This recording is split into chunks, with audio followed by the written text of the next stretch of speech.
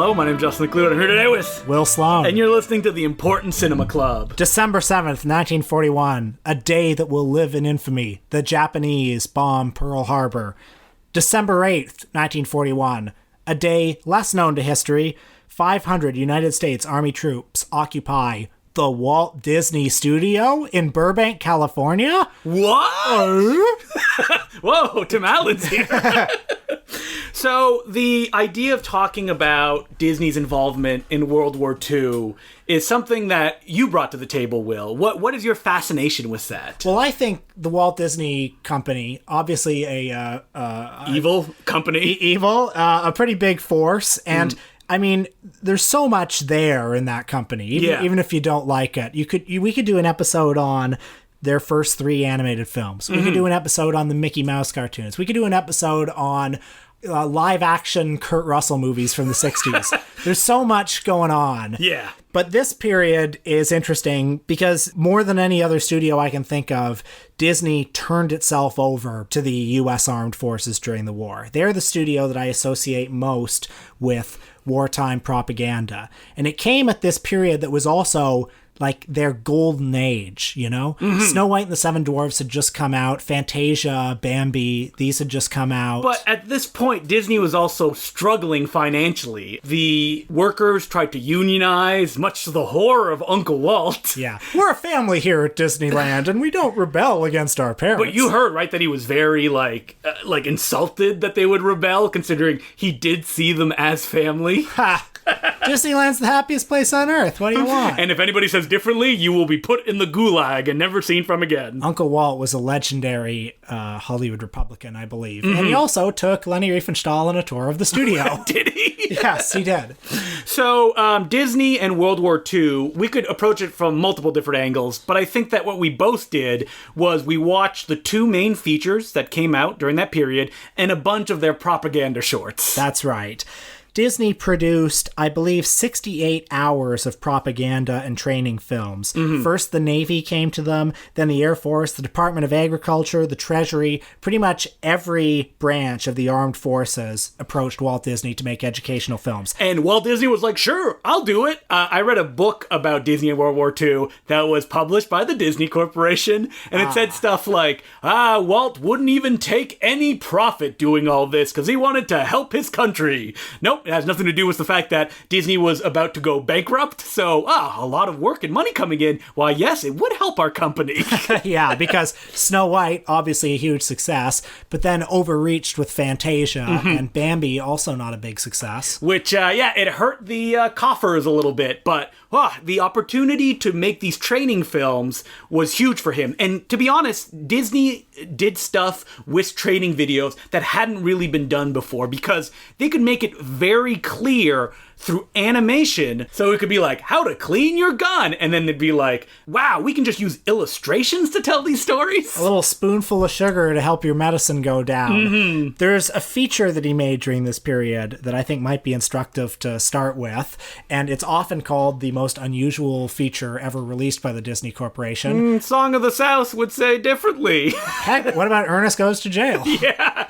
Love that movie. But it is 1943's Victory Through Air Power. And I don't know how much to believe when my source is like Disney studio propaganda, but apparently Walt himself financed this movie over the objection of his regular distributor, RKO, because he was just so impressed by the book that it was based on. And Walt wanted to do something airplane-based for a long time. So this was an opportunity to, I want to say, tell this story, because what Victory Through Air Power is based on a book. Do you have the author's name? Yes, his name is Major Alexander P. de Seversky. He was a Russian-born but naturalized American citizen. And the thesis of his book was that the U.S. should invest in long-range planes so we can bomb the enemy without having to go and fight on the ground. So we have Major de Seversky in the film, who What a charisma dynamo he is. So, where is the live action remake of this? We could get Christoph Waltz, perhaps, as Dostoevsky. He hosts the film from his office, very natural screen presence, and he lays out his theory. Well, actually, first the movie begins with, 20 minutes of a Disney cartoon, the history of aviation. Which is fun. There's gags in it. It's fun. It definitely feels like something where it's like, okay, well, if this film flops, we can cut this out and release it as a short. Yep, 100%. But Dostoevsky's thesis is troops, U-boats, this is outmoded technology. In France built this wall of land fortresses, and they thought that this was going to keep the Germans out. Hitler actually invested heavily in air. So Hitler, first with his bombardment of air power, and then with all of his tanks on the ground, were able to do a 1-2 assault on France and take it over no sweat. But Britain invested heavily in their Royal Air Force, and this started to help turn the tide against Hitler. And what Dostoevsky says is, actually, we need to do this in the United States. Seems like a pretty straightforward premise. Well, I watched the Leonard Maltin intro because all of these wartime movies were released on DVD, Walt Disney on the Front Lines. And he said a claim that turned out to not actually be true. He said that after he saw this movie, Winston Churchill himself told Roosevelt to watch it. And according to Walt Disney, who told this to H.C. Potter, the director of the live action segments. So we're getting this broken telephone. Yeah, by the people that are in charge. Couple of sources removed because Leonard interviewed H.C. Potter. But Potter said that it was only after Roosevelt saw the film that he committed to long-range bombing. This is not actually true. The Allied combined bomber offensive began 2 months before FDR saw the film. Yeah, of course, because Germany used planes to bomb and conquer places, so why wouldn't America do the same thing? Yeah, so... it's not like they invented, teleportation out of nothing. Despite what Disney would tell H.C. Potter, it wasn't actually this film that changed the course of the war. But it's an interesting film. It's a little boring at times. Also dull. But, Once you get past that first, this is how airplanes came about, it's a lot of, graphs and arrows pointing, Leni Riefenstahl style, being like, yes, we will conquer Germany, and we will be triumphant. I mean, I wish we had a better protagonist than Alexander P. Dostoevsky, but... What do you mean? He was directed by the man who was behind the camera on Hell's a Poppin'. That's right. The craziest film ever made. Veteran auteur H.C. Potter. But, I mean, this is not a movie that you judge like a regular movie. This is an ephemeral film. It's propaganda. It was in the Disney vaults for 60 years until it was re-released on DVD. Probably because they were like, people want to watch this? Nobody wants to watch this. This did not get put in the Wonderful World of Disney TV package. This is a movie that, you'd be in class and they just, put it on to just take up some time. I did find it kind of interesting, though, watching it for this podcast and thinking about Disney as a propaganda filmmaker. Cartoons are good for propaganda. They're great for propaganda. When you see all those German planes and they're animated in heavy silhouette and there's they're evil. A dark and stormy night behind them and the music is blaring this Wagnerian orchestral sound. Yeah, you hate these planes. And there are so many ways with arrows going across the globe. It's such a simple premise. They're trying to sell to people. You don't need 70 minutes to sell No, you this. don't. Okay, I get it. Long range bombing. Yeah.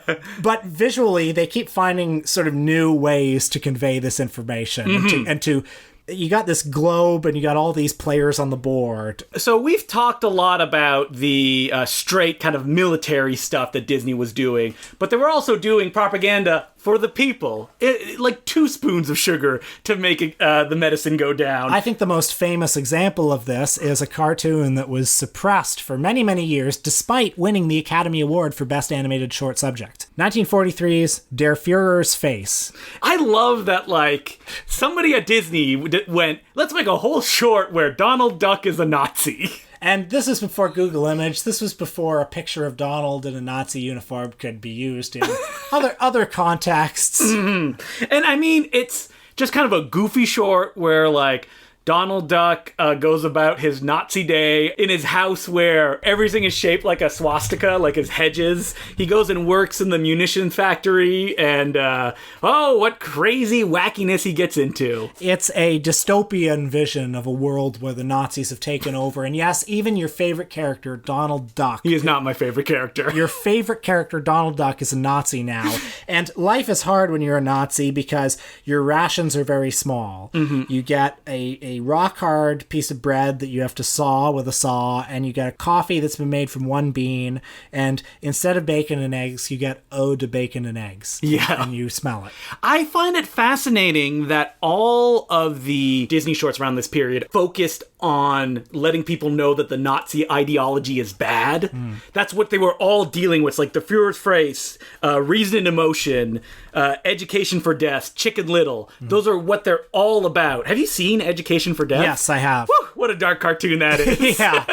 Where it's all about a young child in Nazi Germany and how the system breaks him down and makes him into a soldier who does not question any commands. No longer cares about human life. Until he is dead. And that's how the short ends. I was amused watching Der Führer's face that basically the vision of Nazism it's showing us is capitalism. Yes, it is. He just works and works for longer and longer hours on a conveyor belt, and he gets less and less food until he goes insane. Yep. And then he wakes up giving the Nazi salute. I can't do a Donald. Yeah, there you go. You got it. I can't- found that weird. You wake up from nightmares being like doing this thing you were doing and then Doing dream? the Nazi salute? Yeah. All the time. All the time. But then, of course, he's not a Nazi. He's your old friend, American as apple pie, Donald Duck, and he sees a statue. He's got a little toy Statue of Liberty on his dressing table. Yeah, just to let the Americans know he's on the level. Catch my drift. And he's wearing Stars and Stripes pajamas, and he grabs the Statue of Liberty and he hugs it and says, "I'm so glad to be an American." And then he probably fucks it. Yeah, that's why it was banned for so long. There's actually a few seconds after it, but they trimmed it and they burned it. I watched a couple of Donald cartoons. There's a cartoon called, I believe, Donald is Drafted, where he is drafted, but he makes a mess of being a soldier. It looks terrible being a soldier in that short. Your drill sergeant is the villain from the Mickey Mouse cartoons. Yeah, Pete. Pete yeah. the dog, yeah.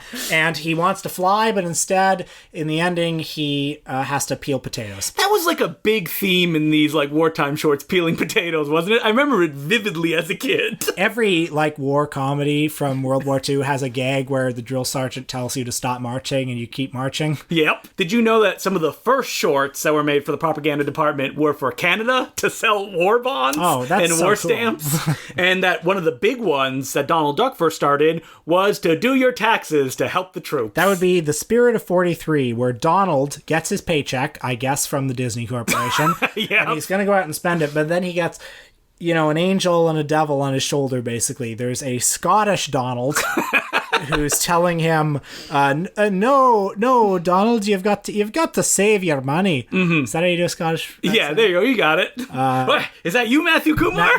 Matthew, please don't write in a letter saying how problematic that impression was. And then there's another angel on his shoulder saying you should spend it. Mm-hmm. Should he save? Should he spend? Nope, you've got to pay your taxes. Apparently 26 million people saw this show. Yep, and it brought supposedly some people to tears because I guess they love paying their taxes. Yeah, and Bob Iger, the CEO of Disney, does he pay his taxes? Nope, they find loopholes to get around that and they don't have to pay anything. Maybe he should watch this cartoon. Yeah, maybe it will bring him to tears. Or maybe he'll put it back in the Disney vault. Yeah, never to be seen again. Shh, we never said that. That never happened. Strike it from the history books. There's also a short called Commando Duck where Donald destroys a Japanese airbase. Yeah, one of the weird shorts where you actually see the characters in warfare, that like Donald is being shot at by machine guns. Well, where was Mickey during all of this? He was too pure for that. Also, he was a communist and was about to be on the blacklist. You see, I think he probably finagled his way out of the war like John Wayne did. Yeah, bones first. So the shorts that starred animated characters were principally Donald, as we mentioned. Goofy was in a bunch of war shorts, and also Pluto, because I guess dogs are the first ones to be put on the front lines. That's right. It does bother me how kind of dedicated the Disney Corporation went into when it comes to World War II. Why do you think? Because they found this was the perfect opportunity to put their brand everywhere. Interesting. Disney's popular, but what if, and they did this hundreds of times during the war, you send us your squadron's name and what insignia you want, we'll put a Disney character, and you'll now have a Disney drawn insignia that you can put on your like patches, that you can put on your planes. As if to symbolically assert the dominance of not just America, but American culture. What is American culture if it is Disney. not Disney? Yeah, that's 100% what it was. And I mean, you look at, like, I found a photo of the licensed Mickey Mouse gas mask for children so they can put it on their face. Oh, fuck, and I it want one looks of like those. a death mask. And, like, they were all in. There was nothing that they wouldn't touch. The one thing that weirdly didn't happen is they didn't make a World War II feature, and that's because they had one called The Gremlins, which was about gremlins that would dismantle American fighter pilot planes. And they got almost to the point that they were animating. The whole film was boarded, and an executive went, "We can't make a movie about cute little creatures destroying American pilots." Like, it just doesn't work. There's a dissonance there, and they couldn't fix it because that was so integral to their script, so they tossed it. And those characters appeared in a bunch of comic books, and they continued to appear in Disney things, but they never had their own movie. Well, maybe they should make it now. But we also watched a Disney feature that came out during this time that is not technically World War II related. But it is a token of Pan-American unity within the context of World War II. It is 1944's The Three Caballeros. Ah, my favorite characters. As a child, I would see everywhere and go, I've never seen anything with them in it, but I know these characters are classic friends. The Brazilian bird and the Mexican one, who always has guns for some reason. You know, when I was a kid, there were a lot of these Disney movies that I only sort of knew from the context of those sing-along song videos. Yeah. Did you ever watch those? I never did, no. The title song from this video was in it, and I would think, who are these other ducks? Why are they Mexican? Well, the film opens... Well, one of them is Brazilian. That's right. I'm sorry. I was going to get to that. Latin America. The film opens on Donald Duck's birthday, which he's celebrating alone because he sucks. Yep. But he's got presents from his friends. I assume Mickey and Minnie were, again, off entertaining the troops somewhere. Yeah. Or hiding out so they would not be drafted. Yeah. But he's watching these films that he's been sent by his friends about, you know, the birds of Latin America. Yeah, what boring shorts your friend sent you. But good thing Donald drops a little acid and starts to hallucinate crazy imagery. He's visited by his friends, the Brazilian parrot Jose and the Mexican parrot Panchito, and they sing a song about how they are the Three Caballeros, which I thought was great. Yeah, it's a great song. This is a weird film where, watching it, I was like, was this just a bunch of shorts they slapped together? Because especially for the first 40 minutes, it feels that way. They're fun shorts. You get to see one where a penguin just wants to move to a warmer climate, or a boy finds a flying donkey that he will then race with. And then there were some sort of educational sections about the Mexicans and their culture, and this is what a piñata is. You know, a very, let's say, 1944 vision of Latin America. Yeah, it turns into a travelogue, essentially, where Donald and his friends really want to fuck some women. You may wonder what could possibly unite the Americas, and what unites Horniness. the Americas, yes, is lust. So, Donald Duck would have definitely been Me Too'd after this film. I mean, there's a horrific scene where they're flying on a magic carpet above a beach, and they're looking through their telescope at various bathing beauties. And like Donald jumps off the magic carpet and chases after them, hands outstretched and squeezing. I don't think Donald would know what to do with a woman. I mean, does he have any genitalia? Yeah, that's a good question. Yes, his taste runs towards human women. Yeah, that's right. I do like the animation in this film. I mean, it's, as opposed to like the cut rate kind of army propaganda, it's fairly well animated, and I think it tries to make up with its lack of polish in comparison to Dumbo by just being as hallucinogenic as it can. Yeah.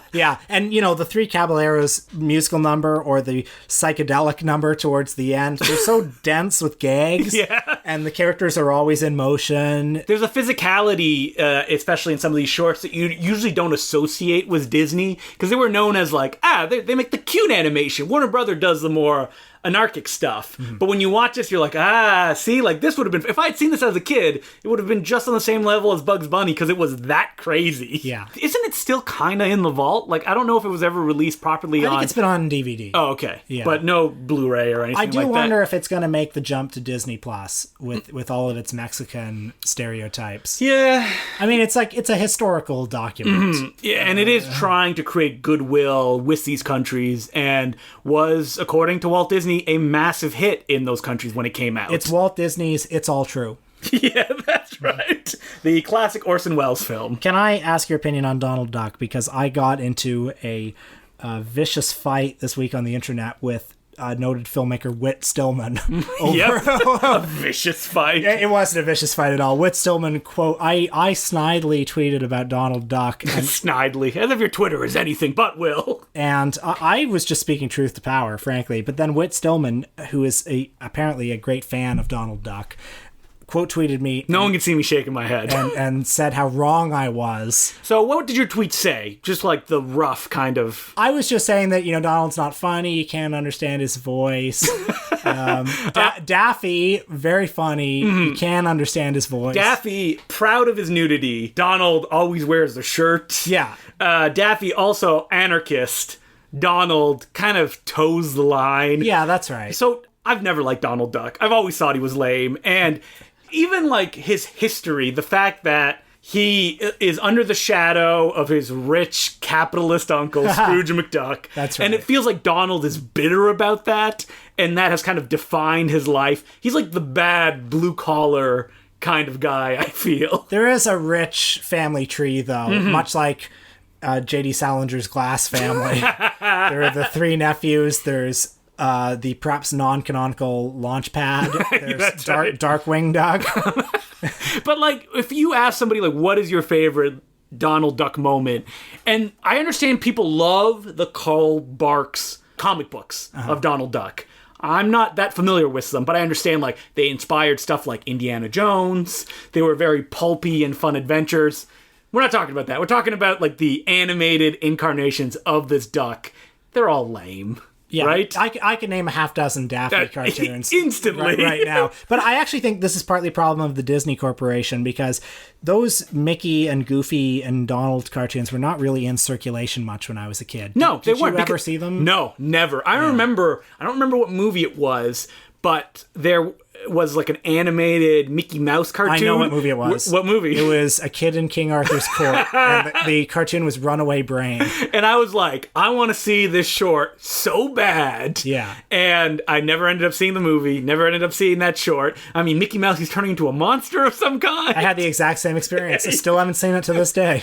And that just goes to show that like the iconography of Disney is so powerful because what was I watching that Mickey Mouse was in other than maybe like the Christmas Carol? Yeah, maybe. I mean, I went to Disney World when I was a kid and I knew who it's like, that's Mickey Mouse. I mean, I did read Disney Adventure. Yeah. Obsessively because I wanted that role in the sequel to The Mask. Yes, that's right. I don't think have we ever talked about that? Oh, yeah. The Disney Adventures had a contest that you could win a role in The Mask too, which I guess never happened. Nope. But I mean, like Mickey Mouse was in Who Framed Roger Rabbit, so I'm sure I saw him there. Yeah. But other than that, like Disney in World War II is a great example of what they were really good at, which was imprinting the idea of these characters without having any of the content that you feel an attachment to because you're like, oh, I like this. Yeah, I don't think anybody really thinks, do I like Mickey Mouse? No. They like Mickey Mouse because Mickey Mouse is always present. Yeah. And he's smiling. Yeah, why would you dislike Mickey Mouse? You have nothing to associate,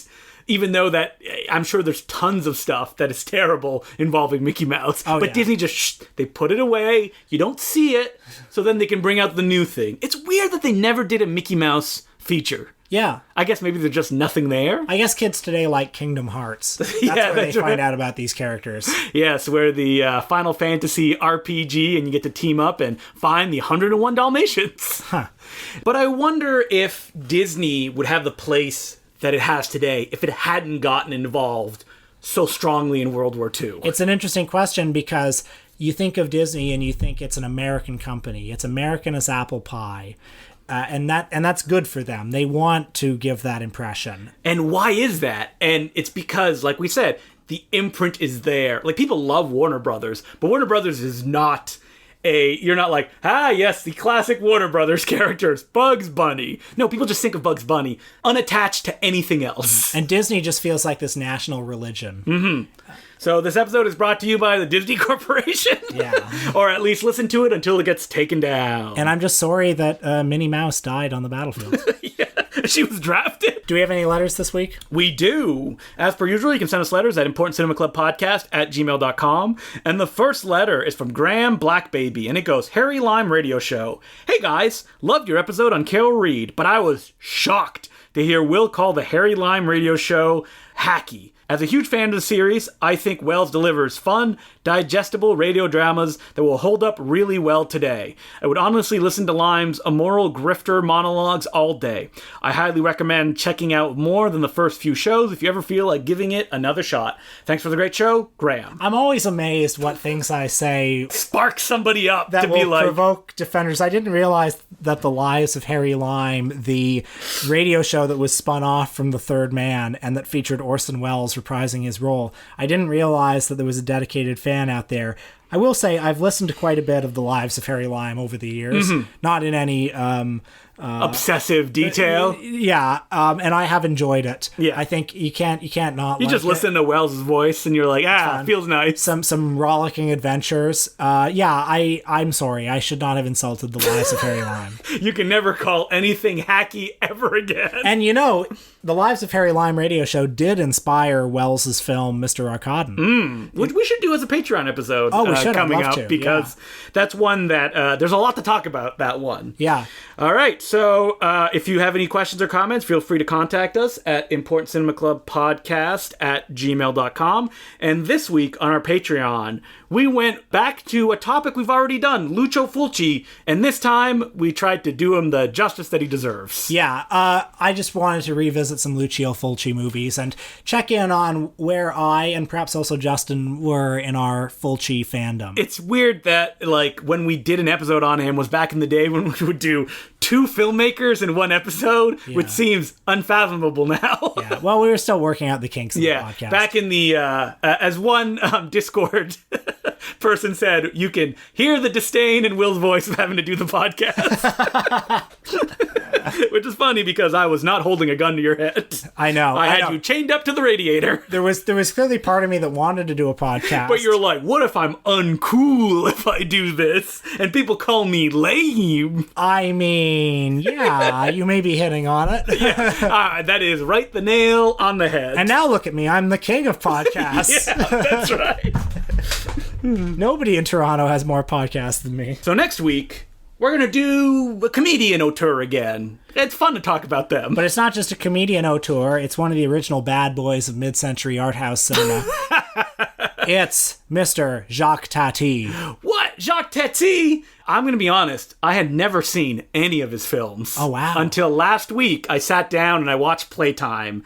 And oh man, did I love it. Oh, fantastic. Have you seen Playtime? Yes, I have. What a masterpiece that is. It's a great film. I remember a few years ago, someone was so excited because the TIFF Lightbox played it in 70 millimeter. Mm-hmm. And he came back and was like, it's boring. I didn't like it. That is difficult for me to understand after watching the movie. I think maybe you just have to know what it is before you go. And I think, and for people that don't know, Jacques Tati was like a Charlie Chaplin-like figure. He had his own character.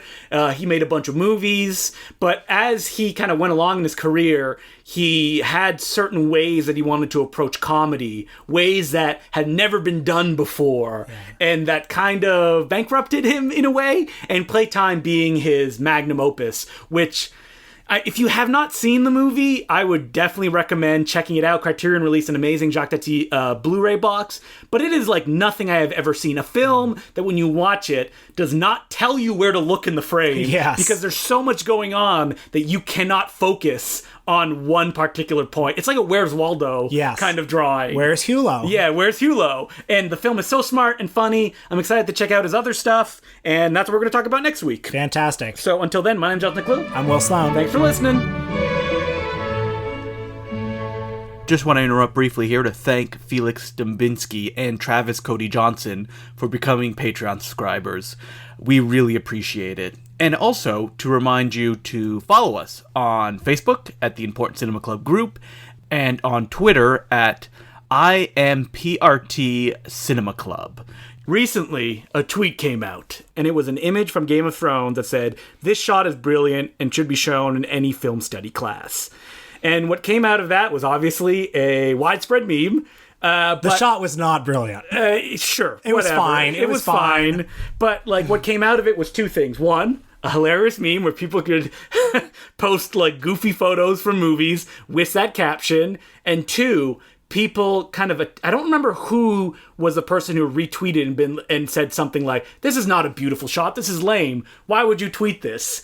Essentially, like, a weird form of snobbery. I think it kind of went along the lines of, like, hasn't this person ever seen a Martin Scorsese film or something like that? I was a little sad when I saw that the person only had 100 followers. The person who did that first tweet, where it's like, okay, this is like just an ordinary guy who doesn't know tweeting something. Doesn't know what film studies and is. then somebody retweeted it and just, like, bagged on him, which drove it crazy. But it's an irresistible meme. Yes. The winner of this contest was definitely Peter Kaplowski, who said, "I would like to tweet an image from Don't Let the River Beast Get You, but I cannot, for it would be a spoiler." I know what the image is. Yes.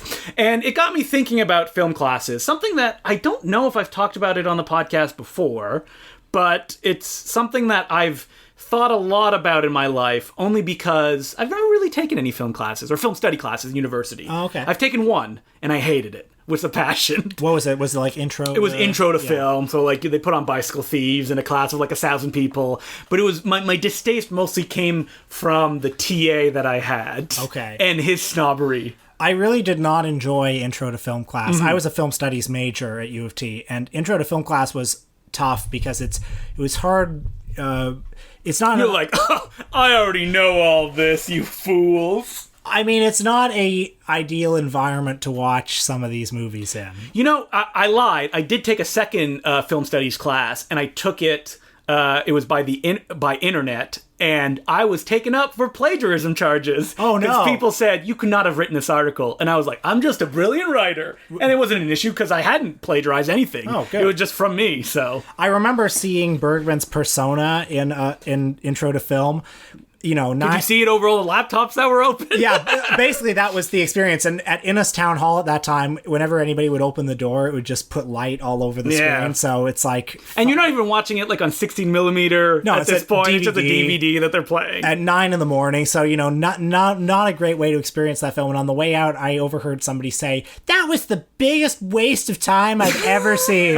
Which I feel like if that's your reaction to that movie, maybe film studies isn't for you. I mean, film studies is the easy class to do because you're like, hey, all I do is watch movies, right? And anybody can take intro to film. Yeah, and then they find out that they're not actually going to like it. Mm-hmm. I remember 2 or 3 things I know about her, not a big hit with the class. Or that's one of the fun ones. Experimental Film Week, not a big hit. Paul Scherritz. Godard makes films that you can do shots on people's backs and you don't see their faces. Okay, there was actually a great moment in that intro class where somebody asked the prof about 2 or 3 things I know about her. If the movie isn't entertaining, then what's the point?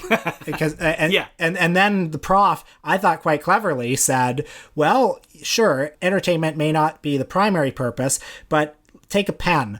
The pen's primary purpose might be writing, but it can also be used to scratch your back. You can also use it to throw at people." Wow, that is a great analogy. Not bad. So another problem that I think I have with the film studies classes I had is that I have never been inspired by a teacher in my life. I've just had shit teachers across the board. Sorry to hear that. And so it's difficult for me to like listen to somebody drone on about a film that they've taught 20 years of and like there's no passion there, right? Because they've talked about it so much. I liked film studies the further I got into it. I thought I took a documentary class that was interesting because you could also have interesting conversations with the class about the movies. By the time you get in upper years, people are a little more serious about being there. Oh, is there less people who keep raising their hand to talk and you're like, "No, I don't want to hear what your opinion is"? I mean, I'm sure that was probably me. Yeah, probably. I was probably very full of myself. As you're sitting there in Film 101 being like, I'm definitely Film 401 by now. Yeah. I've seen Chunking Express before. I'm a genius. Quentin Tarantino presents Chunking Express. I remember on the first TA or the first tutorial for Intro to Film. Oh, were you like very defensive? No, we all had to say as an icebreaking exercise what our favorite movie is, which is not something I wanted to do because really, well, because you just say a movie people don't know. But I don't want to do that. I don't want to have to be like, oh, well, it's this. So you said I married an axe murderer. I said Taxi Driver, which was not my favorite movie, but I also thought it was the most neutral choice in that context. I don't remember how old I was. I must have been 13 or maybe even younger than that. There was a program in my class that like I got to go to university and essentially be taught by a TA for a week in film. And he showed us some scenes from Taxi Driver. And I went, hey, can I see that like ending again? That like the climax? And he's like, no. And I was like, huh? Why not? He's like, you got to watch the whole movie if you want to experience it. Oh. So my experiences with TAs has been awful. And they've all been bespectacled, bald people. Well, I mean, I'm sorry you had that experience. I will say that, taking a film theory class, I'm very grateful that I did because you learn a lot of different ways to approach films. It's like taking a philosophy class. You learn a little bid about like Baudrillard. You learn about Siegfried Kracauer. So, I mean, the problem that I had with philosophy class and by extension film is that when we'd be learning these concepts and it would come time to write an essay, I'd be like, I don't have anything to say that a million people haven't said before. That's not what an essay at school is about. It's not about breaking ground. It's about regurgitating Robin Wood's theory of the progressive. That's what I mean. It's about regurgitating the thing. Yeah. So I saw no value in it or show, like, I understand, like, just show that you understand this concept. Yeah. But I'm like, okay, I understand it. I just told you. I mean, I was not thrilled about writing school essays either, but I did it because I had to. Hey, the only, maybe not the only, but my Jackie Chan essay, I got a C-, I think, and he said this would be okay to publish in a zine, but Ouch. Not a school essay. I mean, at the time I was like, that doesn't sound like an insult to me, because I hate academic work. And you love zines. I do love zines. So what were the other classes that like sparked your imagination though, other than your documentary one? Oh, well, there were a lot that I liked. I liked the cinema and authorship class. We watched a bunch. It was 4 different directors that we studied. There was Godard, Almodovar, Usman Semben, and a 4th one that I'm forgetting, and read all about the auteur theory and all that. That sounds like fun. Oh, Howard Hawks was the other one. Yeah, that sounds like a fun class. Wish stuff. I could have taken it. The horror film was okay. Yeah. I mean, if it's intro, it's probably pretty dull, right? Well, what was interesting about it was the teacher who taught it, I don't sense that she was a great horror film fan or anything, so she had a sort of objectivity towards the subject that I thought was interesting. Why can't you get people who like it and can also be objective? I don't know. Listen, they're tenured. They have to teach classes. The thing is, I've heard so many people who like horror films. Yes, I understand. Yeah. That somebody who doesn't. Yeah. But then, yeah. Well, I mean, so you finished as a film studies major, That's right? I finished as a film studies major, and you know what's funny? When I was actually at school, I hated doing the readings. I would skip them as often as I could. And then almost in the minute I stopped going to school, it was like, ooh, I want to read more Andrew Sarris. You know? Andrew Sarris, though, he's fun to read. He doesn't read like an academic. Right. I'm looking back to my cinema and authorship class for that one, yeah. But if I ever have to read, like, I've talked about this before, when you pick up a book and you're like, oh man, Hong Kong horror cinema, how is this not going to be good? And you're like, published by the University of, fuck.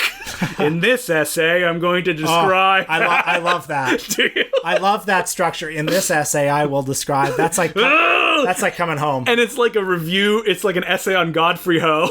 Like, oh my God.